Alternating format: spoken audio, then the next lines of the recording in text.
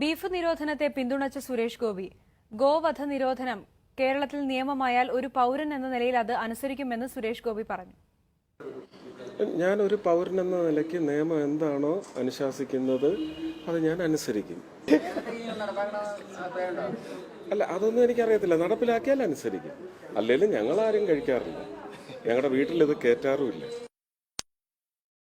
4 ദിവസം മുമ്പ് ഞാൻ ഗുരുവായൂർ അമ്പലത്തിൽ പോയിട്ട് ഒരാഴ്ചക്ക് മുമ്പ് പഞ്ചസാര വെച്ച തുലാഭാരം നടത്തി. അതെന്റെ ഫേഷ്യൽ പാൽസി വന്നതിന് ശേഷം വിജയ് മാധവ്, അയാളുടെ അനിയത്തി നന്ദിനി, എല്ലാരും കൂടെ നേർന്നിട്ട് നടത്തിയ തുലാഭാരമാണ്.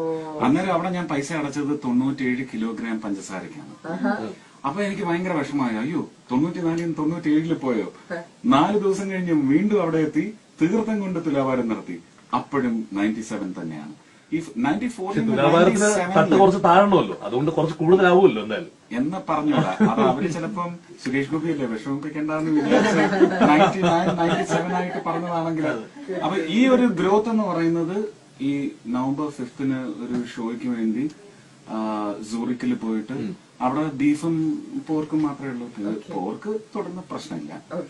ബീഫ് അല്ലെങ്കിൽ പിന്നെ കുറച്ച് ഇലകളൊക്കെ കഴിക്കേണ്ടി വരും. അത് എന്റെ ടേസ്റ്റ് ബഡ്സ് ചിലപ്പോ എനിക്ക് കർമ്മത്തിൽ അടിയ തരും കഴിച്ചിട്ട് ബീഫ് 4 ദിവസം കഴിച്ചതിന്റെ ഒരു ആഡ് ഓൺ ആണ്. ഇത് എന്നെ ഇപ്പൊ വിഷമിപ്പിച്ചോണ്ടിരിക്കുക. നിങ്ങളെ ഞാൻ കളിയാക്കിയില്ല, നിങ്ങളെ ഞാൻ വഴക്ക് പറഞ്ഞു എന്ന് പറഞ്ഞ പോലെ ഞാൻ കണ്ണാടിയിൽ നോക്കി എന്നെ തന്നെ ഇപ്പൊ വഴക്ക് പറയുന്ന കണ്ടീഷനാണ്.